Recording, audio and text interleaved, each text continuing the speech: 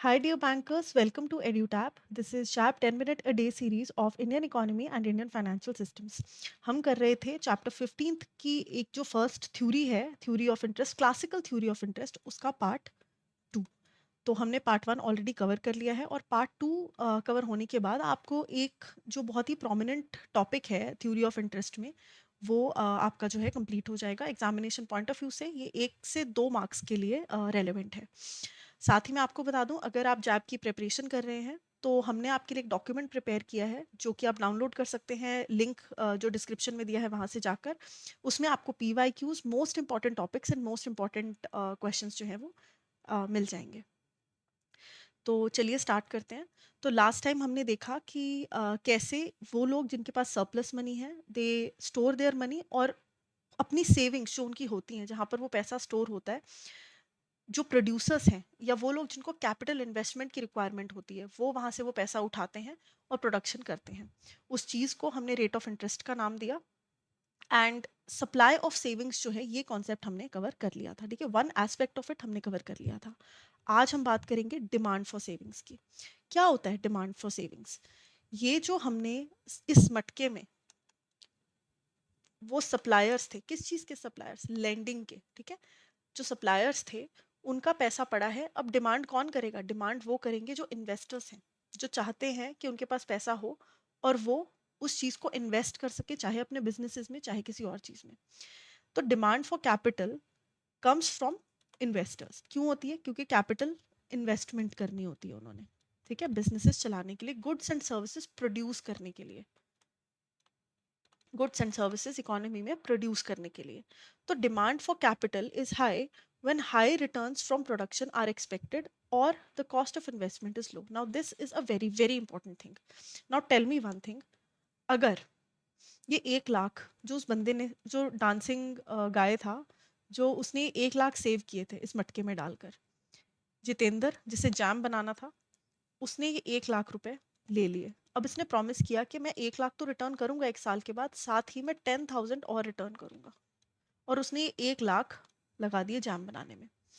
अब ये मान लो पूरी प्रोडक्शन हो गई, बिक गए, इसके पास पैसा आ गया, और ये पैसा था 1,25,000 रुपए। तो ये जो 25,000 का अमाउंट है, क्योंकि 1 लाख तो इसको वापस ही करने हैं, 1 लाख तो इसके belong, it doesn't belong to him, right? तो ये जो 25,000 है, ये क्या मैं इसे ये बोल सकती हूँ कि ये ROI है? ROI मतलब return on investment, what he invested in the business, उसको रिटर्न कितना हुआ उसके ऊपर? 25,000। Now what he has to pay, 10,000 जो इसने कॉस्ट, ये इन्वेस्टमेंट ली, इसकी कॉस्ट क्या है जो उसको इंटरेस्ट पे करना है? दैट इज 10,000, है ना? यानी कि कॉस्ट ऑफ इन्वेस्टमेंट कितनी है, या कि ये जो इंटरेस्ट है, ये 10,000 है। अब क्योंकि ये 10,000 कम है 25,000 से, क्या ये पैसे लेकर खुश होगा? बिल्कुल खुश होगा। क्यों? क्योंकि ये 10,000 पे कर देगा, बाकी 15,000 इसकी जेब में। लेकिन अगर ये यहाँ पर इसको 70,000 रिटर्न करने होते, क्या अब ये खुश होता? क्योंकि इसकी इनकम सिर्फ 25,000 है, लेकिन रिटर्न इसको और ज्यादा करना है। क्या ऐसे केस में ये 1 लाख का कैपिटल उठाता? नहीं उठाता। यही चीज हमें याद रखनी है कंक्लूजन के रूप में, कि डिमांड फॉर कैपिटल, ये जो 1 लाख के कैपिटल की डिमांड है, it is high when the returns, these returns are also high, है ना? या when these returns from production are expected और the cost of investment is low. ठीक है, are expected to be high और the cost of investment is low. तो ये जब ज्यादा होंगे तब इन्वेस्टमेंट की डिमांड होगी, अगर ये कम होंगे तो इन्वेस्टमेंट की डिमांड नहीं होगी। As per law of diminishing returns, the marginal productivity decreases with every additional investment. अब ये एक प्रोडक्शन में हमारा लॉ आ जाता है, लॉ ऑफ डिमिनिशिंग रिटर्न्स, जिसके अकॉर्डिंग जैसे जैसे हम पैसा इन्वेस्टमेंट पुट इन करते हैं, ओवरऑल जो प्रोडक्शन है वो कहीं ना कहीं लो लो लो लो होती चली जाती है हर एडिशनल इन्वेस्टमेंट के साथ। इसके पीछे एक पूरा लॉजिक है, लेकिन वो इस टॉपिक से रिलेटेड नहीं है, तो उसको हम बाद में करेंगे। Now producers will invest, producers को इसीलिए क्योंकि इन्वेस्टमेंट एडिशनल करने से हमेशा इंश्योर नहीं किया जा सकता कि आपका जो रिटर्न है वो बढ़ेगा। तो प्रोड्यूसर्स कब इन्वेस्ट करेंगे? सिर्फ तब इन्वेस्ट करेंगे जब रिटर्न जो है उनकी, ये जो 25,000 का ROI ये रिटर्न है, it will be more than the interest paid. जैसे ये रिटर्न कम होगा then interest paid, they will stop investing. I hope this point is very clear to you. Now the capital demand curve और investment schedule is downward sloping. Why? क्योंकि अगर मैं ये graph बनाऊं, लेट्स से मैंने ये ग्राफ बना दिया। Now this is interest. Interest किसका? जो सेविंग्स के ऊपर पे करना है ना, जो सेविंग्स पे आप देते हो, जो आपका खर्चा है। नाउ जैसे जैसे खर्चा बढ़ेगा, इन्वेस्टमेंट जो है वो कम होती रहेगी ना, तो ऑपोजिट रिलेशन है, तो इसलिए it will B downward sloping, it will be something, just a second, it will be something like this. Okay, तो इस चीज़ का हमें ख्याल रखना है।